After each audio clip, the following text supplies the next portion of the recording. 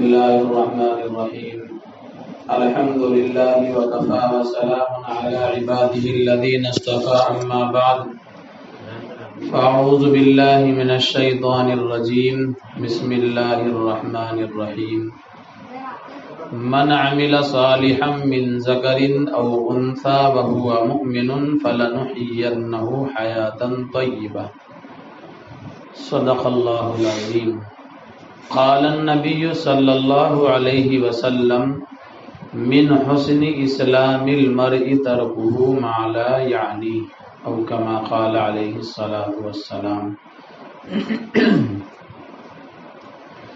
فکر دنیا کر کے دیکھی فکر عقبہ کر کے دیکھ، فکر دنیا کر کے دیکھی فکر عقبہ کر کے دیکھ، چھوڑ کے اب فکر سارے ذکر مولا کر کے دیکھ، کون کس کے کام آیا کون کس کا ہے بنا، کون کس کے کام آیا کون کس کا ہے بنا، سب کو اپنا کر کے دیکھا رب کو اپنا کر کے دیکھ۔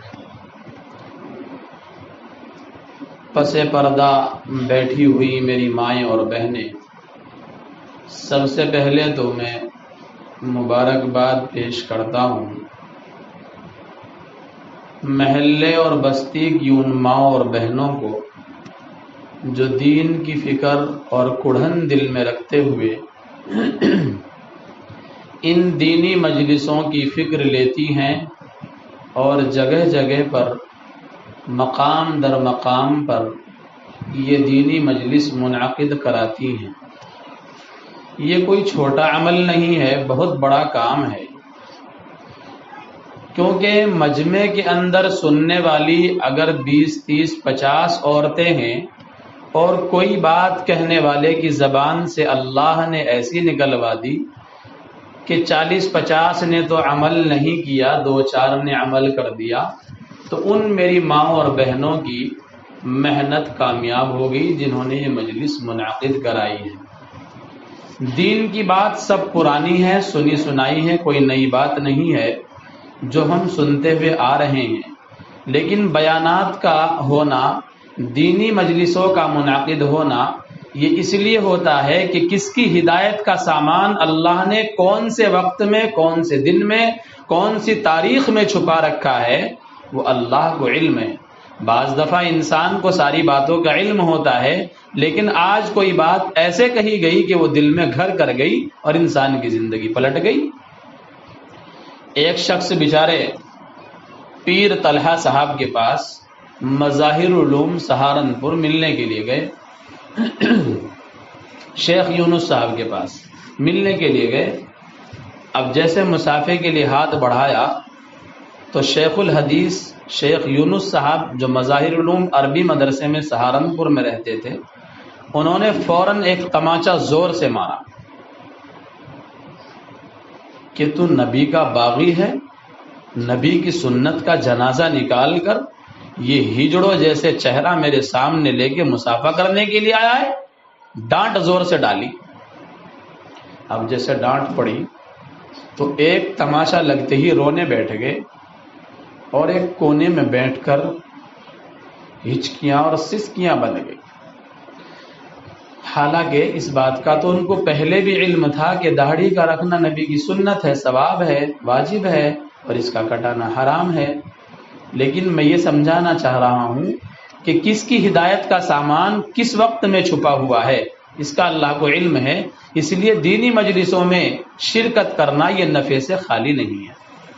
تو جیسے وہ ہچکیاں سسکیاں باندھ کر رونے لگے، دل میں یہ بات اتر گئی کہ یار آج دنیا کے اندر مجھ سے ایک اللہ کا ولی، ایک مدرسے کا شیخ، ایک حدیث پڑھانے والا بزرگ ناراض ہے، مجھ سے منہ پھیر رہا ہے، مجھ سے بات کرنے کے لیے تیار نہیں، مجھ سے کلام کرنے کے لیے تیار نہیں۔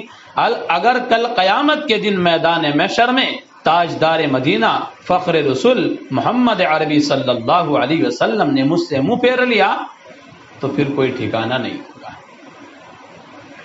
اس ایک تماچے کے اندر ایک ایسا جادو تھا، ایک ایسا سحر تھا جو فوراً دل کے اوپر اٹیک ہوا اور اثر ہوا، اور حضرت سے بے انتہا لجاجت اور انتہائی عاجزی کے ساتھ یہ کہا کہ حضرت آج کے لیے تو معافی چاہتا ہوں، لیکن آج کے اس تماشے نے مجھے بہت کچھ سکھا دیا اور میں نیت کرتا ہوں کہ انشاءاللہ اب داڑھی نہیں کٹاؤں گا، اس بار جو آپ سے ملوں گا تو داڑھی رکھ کر کے ملوں گا۔ زندگی پلٹ گئی۔ تو اس لیے کون سی میری مائیں اور بہنیں ایسی ہیں کہ جو آج کی اس مجلس میں ان کی یہ مجلس، یہ دین کی باتیں ان کے لیے ہدایت کا سامان بننے والی ہیں، اس کا اللہ کو علم ہے۔ آپ جو یہاں سب آئی ہیں، آپ کی بھی بہت بڑی قربانی ہے اور آپ بھی مبارکباد کی مستحق ہیں کہ صبح سے لے کر اب تک عورتیں بیچاری کام کرتی ہیں، اپنے کام میں لگی رہتی ہیں، دن بھر بہت سارے مشغلے رہتے ہیں، برتنوں کا ہے، کپڑوں کا ہے، کھانا بنانے کا ہے، کھلانے کا ہے۔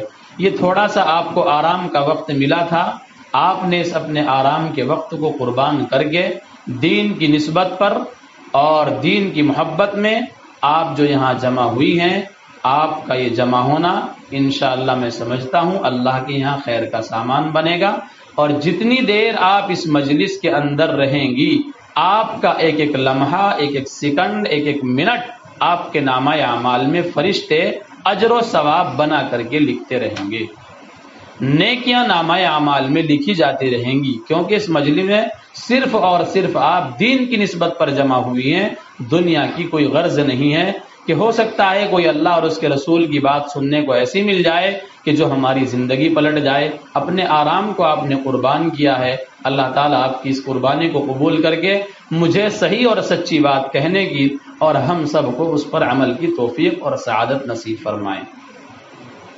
سب سے پہلی بات یہ ہے، ایک بزرگ نے لکھا ہے کہ 5 چیزیں ایسی ہیں کہ اگر انسان ان کو اپنی زندگی میں داخل کر لے تو وہ انسان کے لیے خیر کا اور راحت کا، عیش و عشرت کا اور دنیاوی اور اخروی کامیابی کا ذریعہ بن جاتی ہیں۔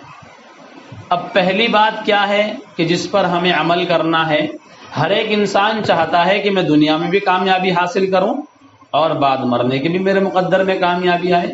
ہر ایک انسان کی یہی سوچ ہے اور یہی ہماری زندگی کا مقصد ہے کہ دنیاوی زندگی میں جو ہم رہ رہے ہیں، تو جو اللہ تعالیٰ نے بشری ضروریات ہمارے ساتھ لگائی ہیں، اللہ عزت کے ساتھ ان کو پورا کراتا رہے اور مرنے کے بعد اللہ ہمارے لیے جنت کا فیصلہ کر دے، یہ زندگی کا مقصود ہے۔ سب سے پہلی بات کیا ہے؟ اپنے علم پر عمل کرنا۔ میری بات بہت مختصر ہوتی ہے لیکن توجہ چاہتی ہے۔ اگر میری مائیں اور بہنیں آپ دل و دماغ کو حاضر کر کے سنیں گی تو انشاءاللہ سیکھ کے جائیں گی۔ میں بات ایسے بتانے کی کوشش کرتا ہوں کہ جو بات میں کہہ رہا ہوں وہ آپ کے دل میں بیٹھ جائے اور اس طریقے سے آپ کو یاد ہو جائے کہ آپ گھر میں جا کے بھی انہیں باتوں کو بتا سکو۔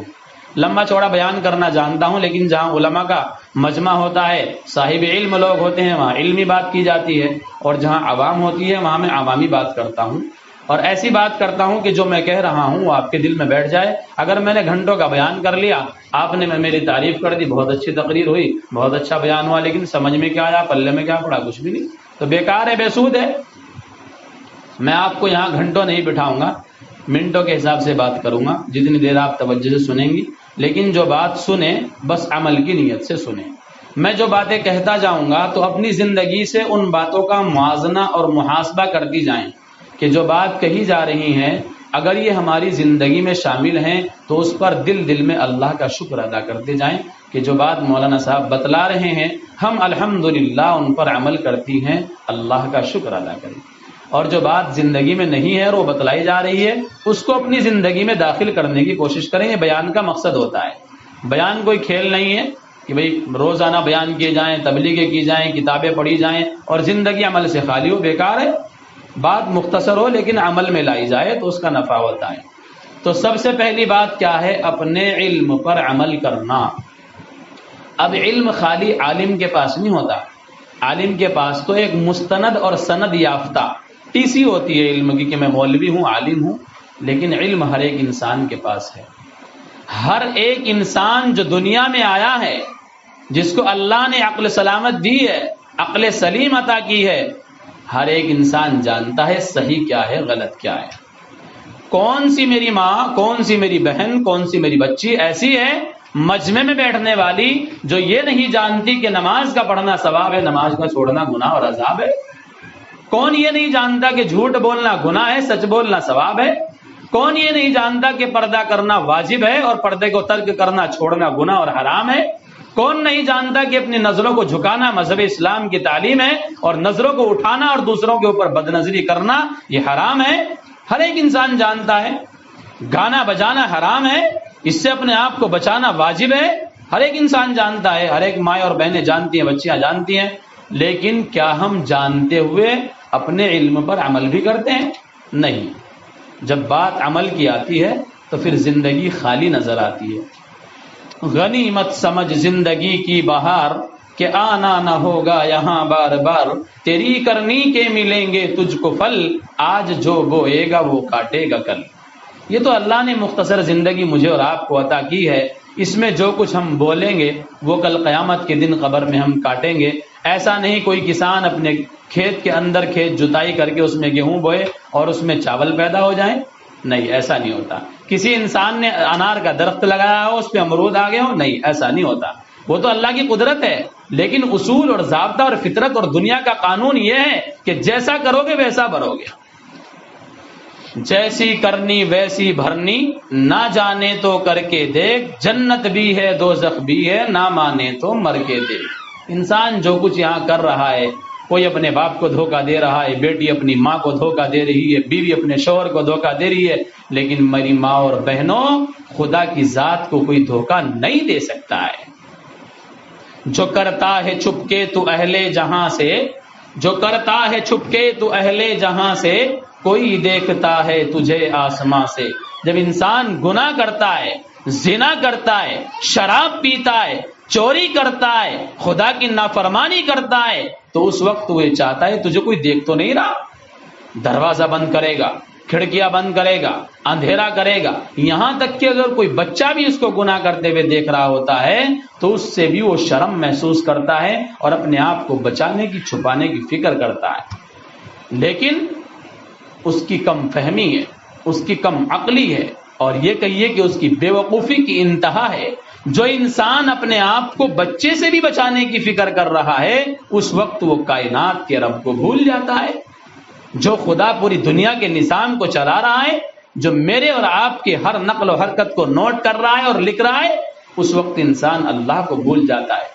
جب بھی گناہ کا دائیا دل کے اندر پیدا ہو تو فوراً اللہ کی یاد دل میں آ جانی چاہیے کہ جس گناہ کا میں ارادہ کر رہا ہوں، میرا خدا مجھے دیکھ رہا ہے، میرا خدا مجھے دیکھ رہا ہے۔ جب انسان کے دل میں اللہ کا خوف پیدا ہو جاتا ہے تو سمجھو کہ ولایت کے درجے وہ شروع کر دیتا ہے۔ اسی کا نام تقویٰ ہے۔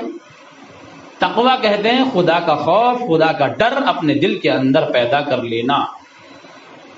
حضرت مولانا حسین صاحب پانڈولی والے حضرت جی، اکثر لوگ جانتے ہیں سہارنپور میں ایک گاؤں پانڈولی ہے، وہاں مولانا حسین صاحب ایک بزرگ ہیں، اللہ والے ہیں۔ میرا اصلاحی تعلق انہی سے ہے، میں حضرت سے بیعت ہوں۔ تو پڑھائی کے دوران اس وقت میرے عربی کے 2 یا 3 سال ہوئے تھے، میں حضرت سے ملنے کے لیے گیا۔ میں نے حضرت سے کہا کہ حضرت کچھ نصیحت ہی فرما دیں، آج کے ٹائم میں تو میری مائیں اور بہنیں نصیحت کوئی کسی کی سننا پسند ہی نہیں کرتا۔ ہر ایک انسان اپنے آپ کو عقل مند سمجھ رہا ہے، بیوی شوہر سے زیادہ اپنے آپ کو عقل مند سمجھ رہی ہے، شوہر بیوی سے زیادہ عقل مند سمجھ رہا ہے، گھر میں کوئی مشورہ نہیں، کسی سے کوئی رابطہ نہیں، کسی بڑے چھوٹے کا کوئی احترام نہیں، ایک غیروں والی زندگی ہماری گزر رہی ہے، معاشرہ بالکل بربادی کے دہانے پر ہے۔ تو میں نے حضرت سے کہا حضرت آپ مجھے کوئی نصیحت فرما دیں۔ تو حضرت نے کہا کہ بھی آپ تو ایک صاحب علم آدمی ہیں، ایک طالب علم ہیں، حدیث و قرآن کا علم رکھتے ہیں، عالم بننے جا رہے ہیں، میں آپ کو کیا نصیحت کروں؟ میں نے کہا نہیں حضرت، آپ بڑے ہیں، بزرگ ہیں، میں کتنا بھی علم حاصل کر لوں بہرحال بڑوں کی نصیحت کا محتاج رہوں گا۔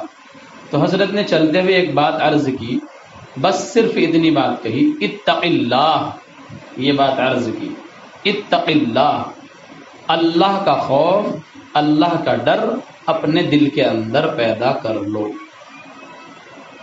اب ایک عالم کی عالم کو نصیحت تھی، اب چھوٹی سی نصیحت اتق اللہ، اس کے اندر نصیحتوں کا ایک گلدستہ نصیحتوں کا ایک پہاڑ سمو دیا۔ اتق اللہ کا کیا مطلب ہے؟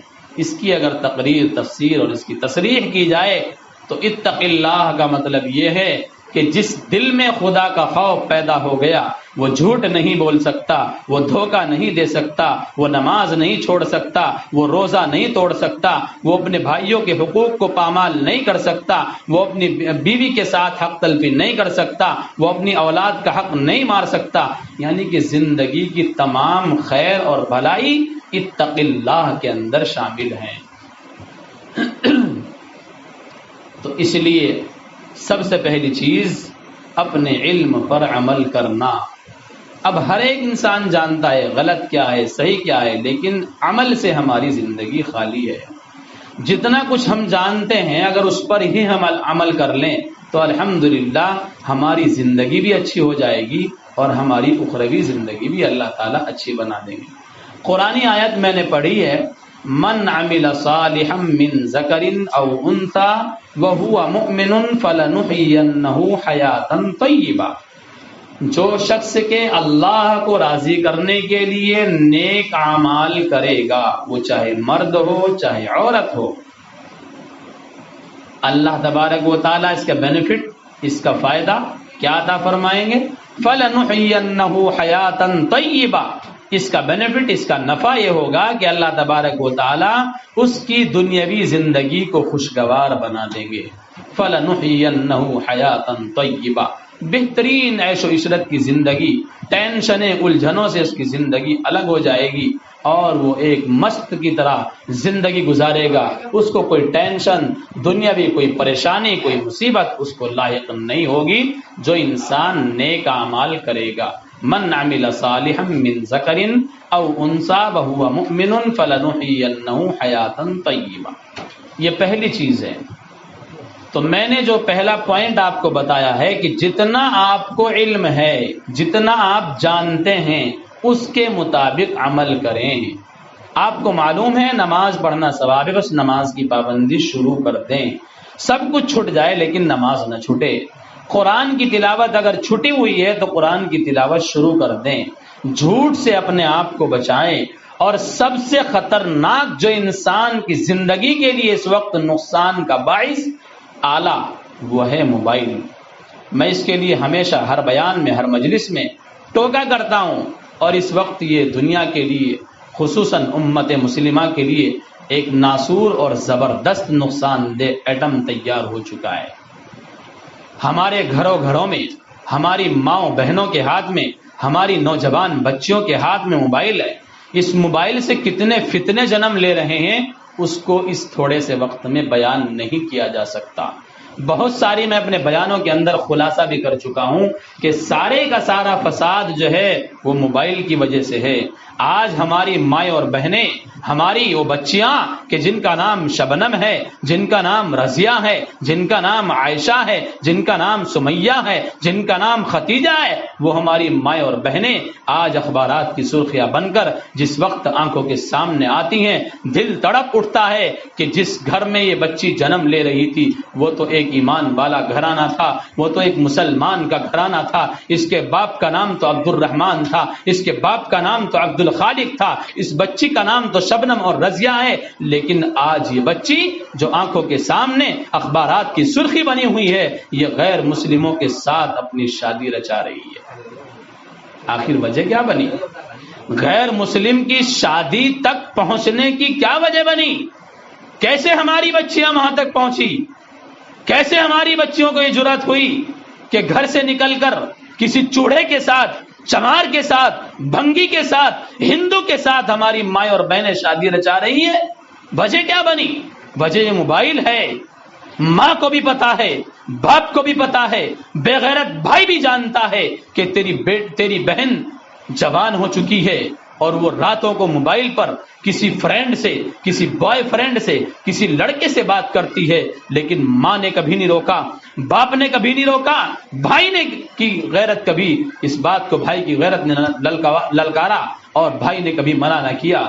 وہ بچی بات کرتی رہی، راتوں کی اپنی اندھیری کو برباد کرتی رہی، راتوں کی تنہائیوں کو ضائع کرتی رہی، پھر ہوتے ہوتے محبت بڑھی، عشق بڑھا، جنون بڑھا، ملاقات بڑھی، ہوتے ہوتے آج وہ بچی، وہ مسلم بچی، وہ عائشہ و شبنم، وہ ختیجہ و سمیہ آج اخبارات کی سرخی بن کر ہمارے سامنے آ چکی ہے، اور اخبارات میں سامنے کھڑے اس کا فوٹو کھینچ رہا ہے، اس کی مانگ کے اندر سندور بھرا جا رہا ہے۔ آج غیر مسلم گھرانے میں خنزیر کھانے پر ہماری مائیں اور بچیاں اور ہماری بہنیں کیوں مجبور ہیں؟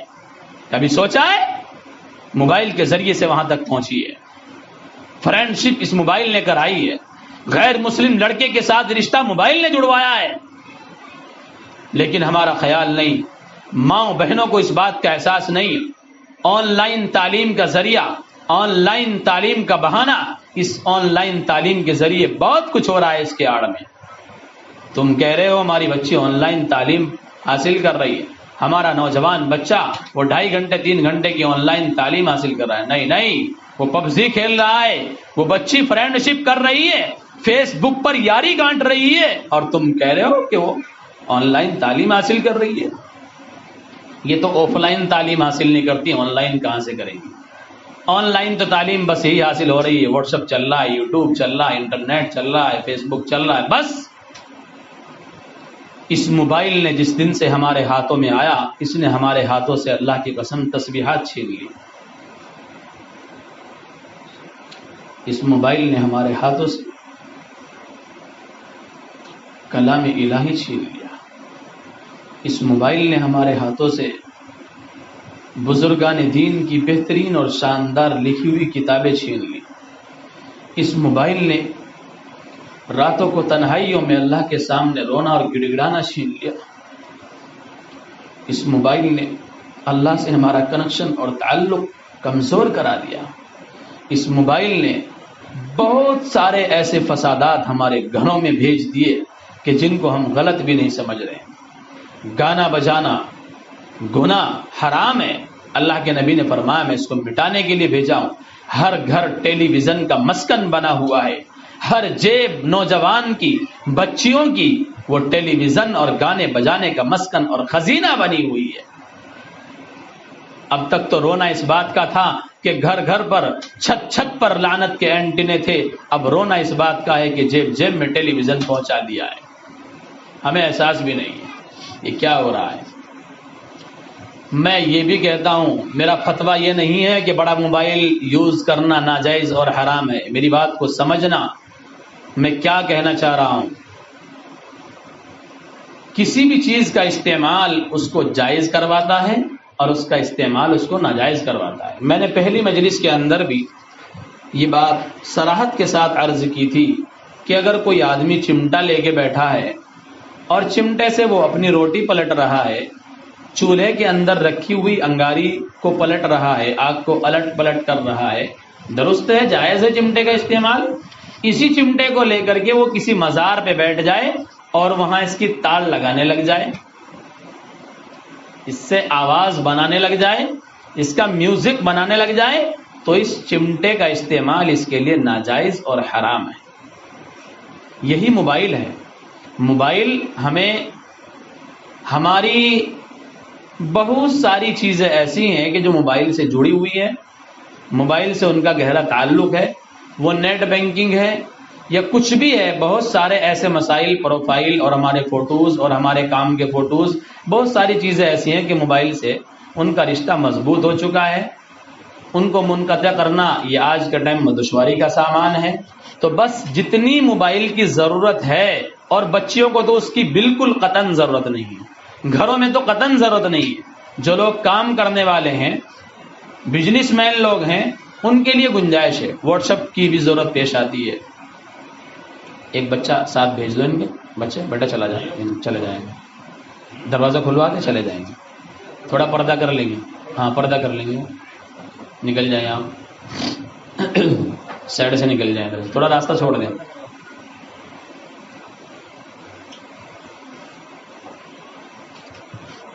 تو ماؤں اور بہنوں کے لیے، نوجوان بچیوں کے لیے تو یہ بہت ہی زیادہ نقصان دہ ہے، لیکن ہماری بہنیں، ہماری بچیاں، ہماری نوجوان نسلیں موبائل کی عادی ہو چکی ہیں۔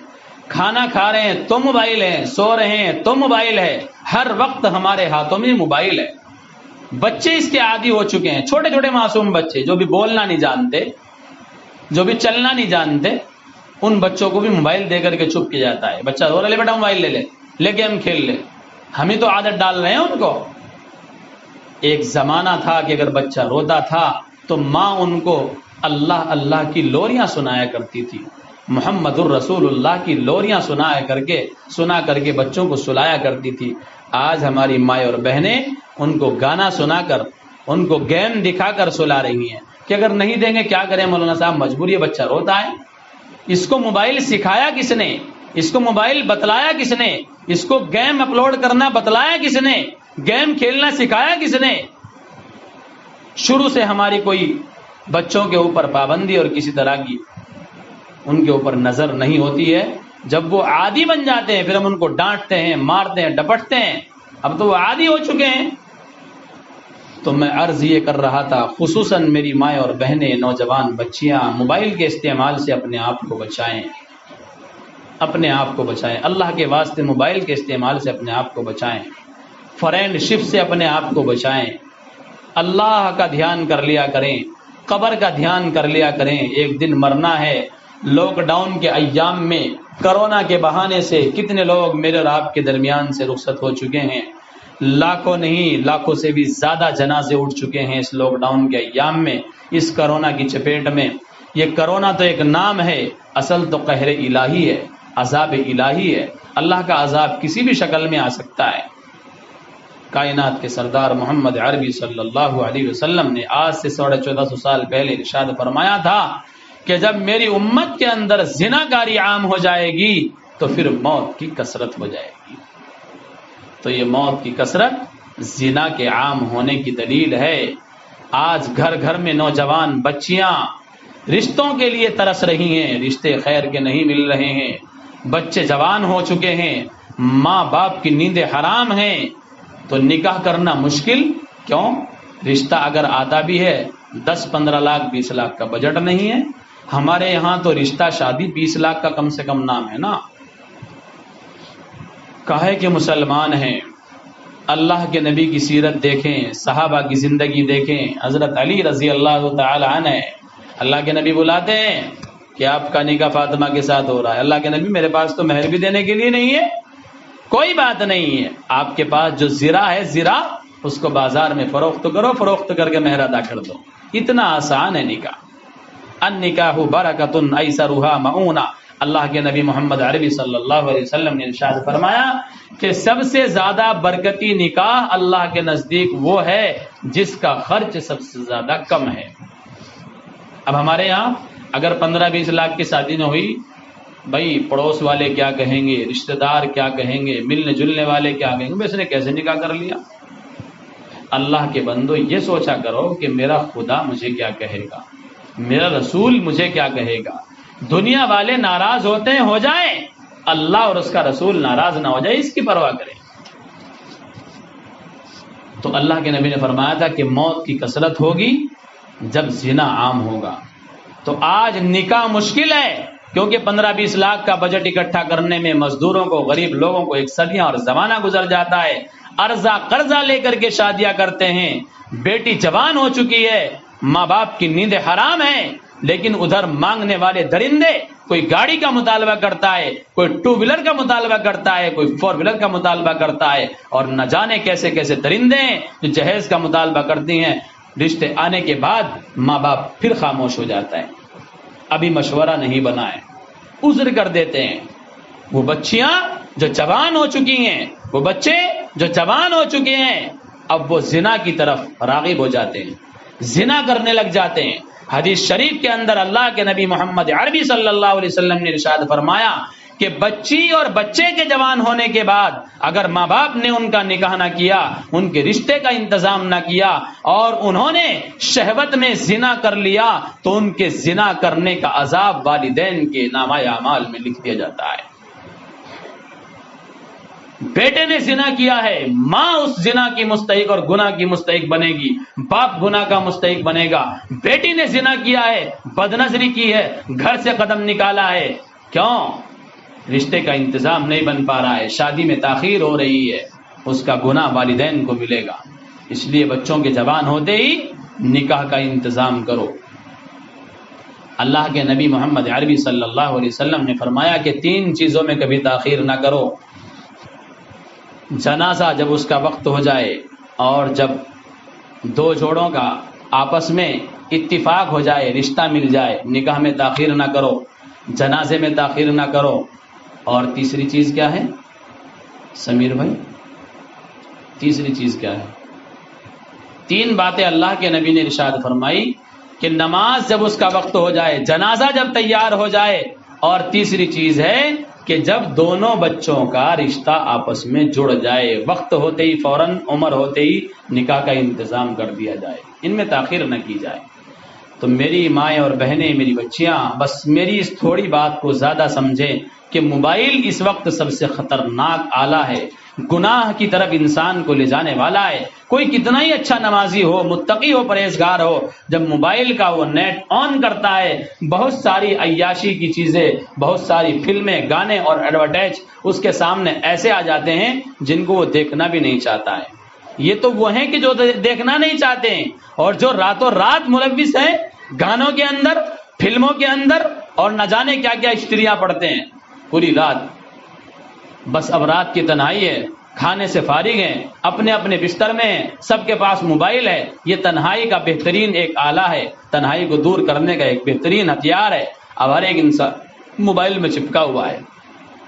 رات کے 12 بجے، 1 بجا، 2 بجا، 2:30 بجے، 3 بجے، ہوئے ہوئے امت مسلمہ کا رونا اس بات پر ہے کہ 3 بجے تو اللہ کے سامنے اٹھنے کا، رونے کا وقت تھا، اللہ کو منانے کا وقت تھا، گرم آنسو بہانے کا وقت تھا، لیکن اب امت مسلمہ سو رہی ہے، خدا کو ناراض کر کے، عشاء کی نماز چھوڑ کے، گانے سن کے، فلمیں دیکھ کر، اور اپنے کانوں میں ایئر فون ٹھوس کر کے وہ سو رہے ہیں، اور پھر صبح کی نماز قضا ہو رہی ہے۔ صبح کو 8 بجے 9 بجے اٹھنے کا معمول ہے، نہ ماں اٹھتی ہے نہ بیٹی اٹھتی ہے، اور اگر ماں اٹھ بھی جاتی ہے تو بچی کو اٹھا نہیں سکتی، اس کی جرأت نہیں ہے۔ کیوں؟ ایسا ماحول نہیں بنایا ہے۔ مسلمان کے گھر کا ماحول تو یہ ہو، تہجد میں اٹھ کر کے سارے گھر والے کھڑے ہو جائیں، اللہ کو منانے میں لگ جائیں۔ اتنا نہیں کر سکتے، کم سے کم فجر کی نماز تو ادا کر لیں، اور فجر کی نماز کے بعد سارے گھر کے لوگ، بیٹی بھی، بیٹا بھی، شوہر بھی، بیوی بھی، سب اللہ کے سامنے قرآن لے کر کے بیٹھ جائیں، اللہ کو منائیں۔ ایک دور تھا کہ صبح کے وقت میں مسلم گھرانوں سے قرآن کریم کی تلاوت کی آوازیں آیا کرتی تھی، آج ہمارے گھروں سے ٹیلی ویژن کی گانے بجانے کی آوازیں آتی ہیں۔ سروے کر کے دیکھا جاتا ہے، نوجوان طبقہ مغرب کے بعد سے لے کر کے 12 سے 1 بجے تک، جب تک گھر جانے کا ٹائم ہوتا ہے، سب موبائل کے اوپر چپکے ہوئے ہیں۔ کوئی پبجی کھیل رہا ہے، کوئی ایک دوسرے کو گانے اپلوڈ کرا رہا ہے، کوئی کچھ کر رہا ہے، کوئی کچھ کر رہا ہے۔ عیاشی کی زندگی ہے۔ باپ نے کبھی بیٹے کا فون چیک نہیں کیا، ماں نے کبھی اپنی بیٹی کا فون نہیں دیکھا، کس کی کال آتی ہے، کس کی جاتی ہے، کس سے بات کرتی ہے، کون ہے۔ اور اگر زیادہ ہی کوئی تحقیق کرتا ہے، ماں میں تو اپنی سہیلی سے بات کر رہی تھی۔ نہیں، اتنے سے کام نہیں چلے گا، کڑی نگرانی رکھنا۔ میں تو یہ کہتا ہوں کہ آج کے ٹائم میں اگر مثال دے کے سمجھاؤں، ماں باپ اپنے بچوں کے لیے CCTV کیمرہ بن جائیں۔ CCTV کیمرہ جو 24 گھنٹے غافل نہیں ہوتا ہے، جو کچھ ہو رہا ہے وہ ویڈیو بھی بنا رہا ہے، وہ ریکارڈنگ بھی کر رہا ہے، 24 گھنٹے اس میں کیا کیا ہوتا ہے سب کچھ اس کے اندر نقش ہے۔ ایسے ہی ماں باپ کو 24 گھنٹے اپنے بچوں کی پرواہ کرنی، ان کی تربیت کی فکر کرنا والدین کے اوپر فرض ہے۔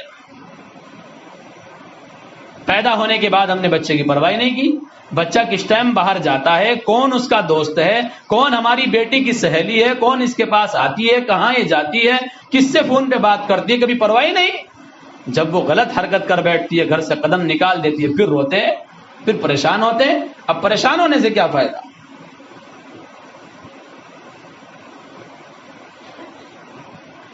تو سب سے پہلی چیز موبائل کو اپنے آپ سے دور کر دیں۔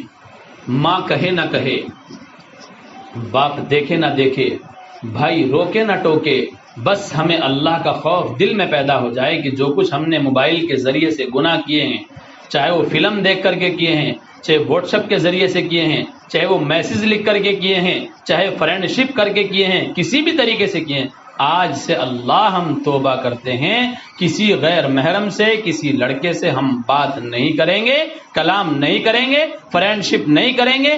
فرینڈ شپ اگر میری ماں اور بہنوں کی، میری بچیوں کی ہوگی تو وہ اللہ سے ہوگی۔ اللہ سے اپنا تعلق مضبوط کریں گی میری ماں اور بہنیں اس کو، انشاءاللہ سب کریں گے۔ اور اپنی بچوں کو جا کے یہ باتیں سکھائیں۔ میں تدبیر بھی بتلاتا ہوں، ایسا نہیں کہ میں بس ایک نسخہ بتلا دیا، اب اس کے دوائی دے دی، اب اس کی ایم جی کس ٹائم کتنی کھانی ہے، کیسے لینی ہے، دن میں کوئی 2 دفعہ لینی ہے، 4 دفعہ لینی، میں وہ بھی بتلاتا ہوں۔ ایسا نہیں کہ آپ گئی، مولانا صاحب نے بیان کیا، لا ادھر موبائل، بیٹی پہ سے چھین لیا، اب کیا ہوگا، فساد کا ذریعہ بن جائے گا، گھر میں لڑائی کا ذریعہ بن جائے گا۔ نہیں، ایسا نہیں ہے۔ اپنی بچیوں کو بہت پیار سے، شفقت کے ساتھ، محبت کے ساتھ اپنے پاس بٹھائیں۔ دیکھو بیٹا، آپ میری بچی ہو، آپ معصوم ہو، آپ میری ساری باتوں کو مانتی ہو، میں آپ کی امی ہوں، آپ مجھ سے محبت کرتی ہو۔ 2 4 10 باتیں اس کو ایسی کہیں کہ اس کا دل آپ کی طرف گرویدہ ہو جائے۔ مانتی ہو نہیں مانتی ہو، پھر وہ کہے کہ ہاں امی میں تو آپ سے بہت محبت کرتا ہوں، آپ کی ساری بات مانتی ہوں۔ بیٹا آپ موبائل یوز کرتی ہو، میں آج سے آپ سے یہ کہتی ہوں کہ اگر آپ 3 گھنٹے موبائل استعمال کر رہی تھی، میرے کہنے سے آج سے آپ 2 گھنٹے کریں گی؟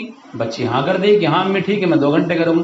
2 4 دن کے بعد پھر بچی کو بلائیں، پھر سمجھائیں، آج سے 1 گھنٹہ کرے گی کہ ہاں امی ٹھیک ہے، کہ بیٹا اب 1 گھنٹہ بھی نہیں کرے گی۔ ایسا کرنے میں 15-20 دن لگیں گے، وہ 1 گھنٹے کے لیے منع کر دے گی، اس کے دل سے موبائل کی محبت نکل جائے گی، ماں کی محبت دل میں آ جائے گی۔ جب ماں اس سے پوچھے گی بیٹا جب تو اس کو موبائل کو یوز نہیں کرتی تو اس کا فائدہ ہی کیا ہے، اس کو بند کر دے، گھر میں چھوٹا موبائل ہے، فون سننے کرنے کے لیے میں ٹھیک ہے۔ ہر کام کا ایک طریقہ ہے، نہج ہے، مذہب اسلام کے اندر ہر چیز کا ایک اصول ہے، تو اس اصول پر چلتے ہوئے اگر ہم کریں گے تو انشاءاللہ کامیابی ملے گی۔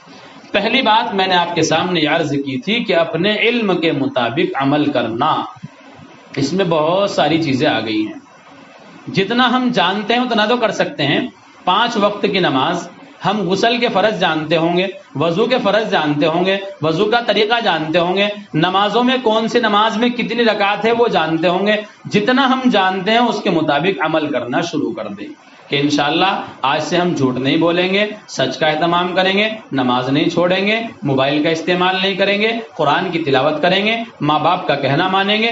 بہت ساری چیزیں ہیں، گھر میں پردے کے ساتھ رہیں گے، بے پردگی کے ساتھ زندگی نہیں گزاریں گے۔ یہ ساری کی ساری وہ باتیں ہیں کہ جو آپ جانتی ہیں، مجھے بتانے کی ضرورت نہیں ہے، بس میں تو قرآن و حدیث کی روشنی میں بتا سکتا ہوں۔ اللہ تبارک و تعالیٰ نے قرآن کریم میں ارشاد فرمایا قل للمؤمنین یغضوا من ابصارهم ويحفظوا فروجهم، اور عورتوں کے لیے وقل للمؤمنات یغضضن من ابصارهن ويحفظن فروجهن، کہ میری ماں اور بہنوں اپنی نظروں کو نیچے جھکا لیا کرو۔ یا ایھا النبی قل لازواجک وبناتک ونساء المؤمنین یدنین علیہن من جلابیبہن، اللہ کے نبی کو حکم ہوا کہ اے نبی اپنی ازواج مطہرات سے کہہ دیجئے، اپنی بیویوں سے کہہ دیجئے کہ اپنے سروں پر چادر رکھ لیا کریں۔ کس سے کہا جا رہا ہے؟ نبی سے۔ کس کے بارے میں؟ ازواج مطہرات کے بارے میں، جن کے بارے میں گناہ کے بارے میں شک کرنا بھی انسان کی ایمان کی کمزوری کی دلیل ہے۔ تو جب ازواج مطہرات کے لیے پردے کا حکم ہے تو میری ماں اور بہنوں کیا ہمارے لیے نہیں ہے؟ تو اس لیے پردے کا اہتمام، گھر میں بھی رہیں تو بے پردہ نہ رہیں، ہمارے سر پر دوپٹہ رہنا چاہیے۔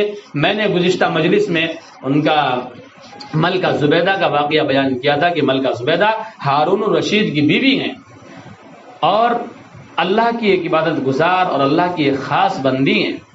آپ نے بہت بڑا عمل یہ کیا کہ مکہ سے لے کر عرفات تک نہر جاری کرائی، مینا عرفات تک ایک نہر جاری کرائی، جس میں اس وقت پانی جاری کرا دیا۔ حجاج کو پانی کی پریشانی ہوتی تھی، پانی کا کہیں انتظام نہیں تھا، تو اس لیے نہر جاری کرا کے ان کے نہلانے کا، ان کے پلانے کا، پانی کا انتظام کرا۔ اب اس زمانے میں اربوں ریال اس کے اوپر خرچ ہوئے ہوں، کتنے ارب خرچ ہوئے ہوں گے کچھ اندازہ نہیں لگایا جا سکتا۔